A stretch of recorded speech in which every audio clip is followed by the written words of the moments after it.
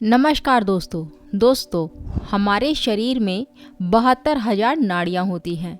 उनमें से मुख्य नाड़ियाँ 3 हैं और वो 3 नाड़ियाँ हैं दोस्तों, ईड़ा, पिंगला और सुषुम्ना नाड़ी।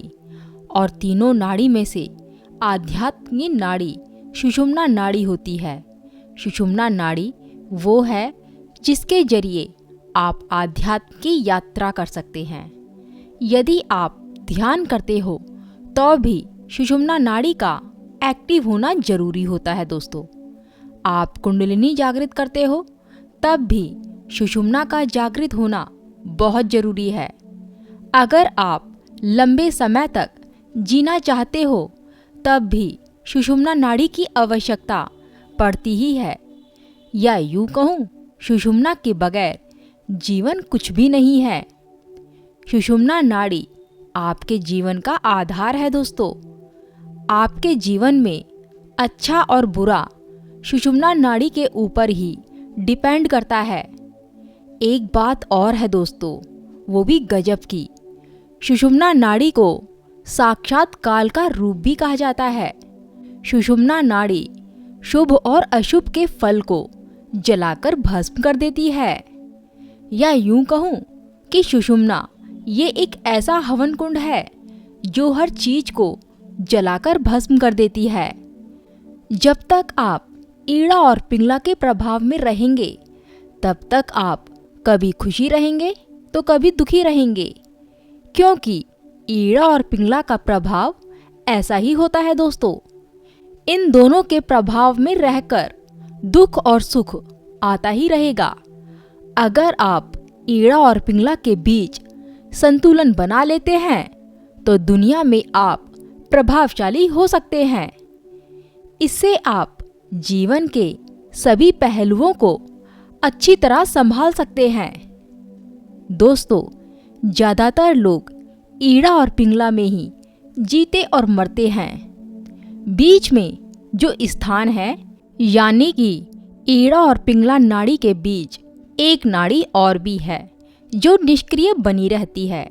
जब ऊर्जा सुषुम्ना नाड़ी में प्रवेश करती है, जीवन असल में दोस्तों तभी शुरू होता है। सुषुम्ना नाड़ी में कोई भी गुण नहीं होते हैं, वो मूल रूप से गुणहीन होती है। उसकी खुद की अपनी कोई विशेषता नहीं है। वह एक तरह की शून्यता या खाली स्थान है। अगर कोरा कागज है तो आप उसमें अपनी मर्जी से कोई भी चीज बना सकते हो। सुषुम्ना में ऊर्जा का प्रवेश होते ही आपके अंदर वैराग्य आ जाता है। इसलिए दोस्तों इसे हवन कुंड कहा जाता है। आप निष्पक्ष हो जाते हो। आप जहाँ भी रहेंगे वहीं का हिस्सा बन जाते हैं, लेकिन कोई भी चीज आपसे चिपकेगी नहीं। आप जीवन के सभी आयामों को खोजने का साहस सिर्फ तभी करते हैं जब आप वैराग्य की स्थिति में होते हैं, और वैराग्य आपको तभी मिलेगा जब आप सुषुम्ना नाड़ी में प्रवेश करेंगे। दोस्तों, कई लोग पूछते हैं कि मोक्ष कैसे मिलता है। मोक्ष भी सुषुम्ना के रास्ते से गुजरते हुए ही मिलेगा, क्योंकि मैंने आपको यहाँ पर बताया कि सुषुम्ना नाड़ी एक ऐसा हवन कुंड है जो हर चीज को भस्म करती हुई चली जाती है। हर उस इच्छा को, हर उस खुशी को जो तुम्हारा अगला जन्म तय करती है।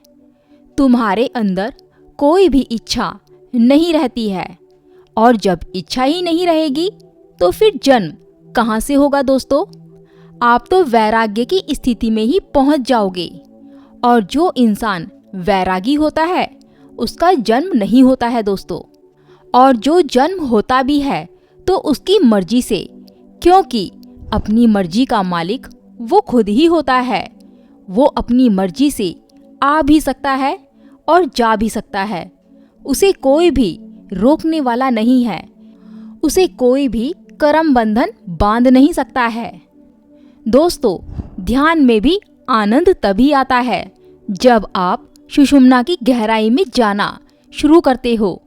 ये संकेत है कि आपने सुषुम्ना नाड़ी में प्रवेश कर लिया है, आपका मन शांत होने लगेगा। दोस्तों, जब सुषुम्ना नाड़ी एक्टिवेट होगी तो आपको ध्यान की गहराई में जाना ही जाना है।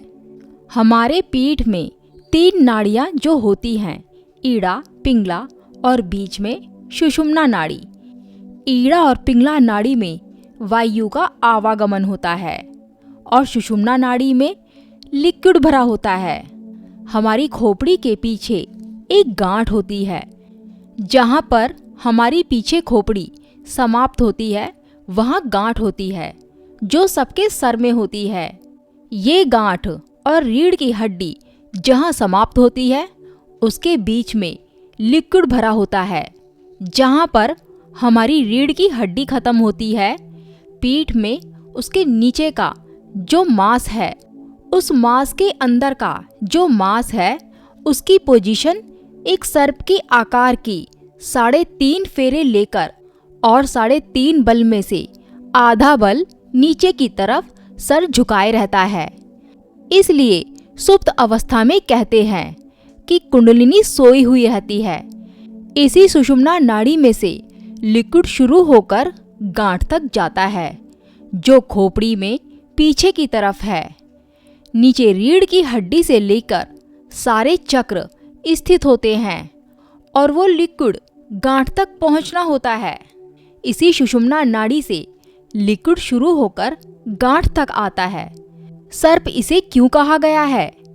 क्योंकि सांप की तरह कुंडल मारे बैठी हुई है और फन उसका नीचे रखा गया है, इसलिए इसे सर्प कहा गया है। तो दोस्तों, इसका जो आधा भाग नीचे झुका हुआ होता है उसको ऊपर उठाना होता है, तभी तुम्हारी सुषुम्ना एक्टिवेट होना शुरू होती है। और फन कैसे उठेगा मैं आपको बता दूं।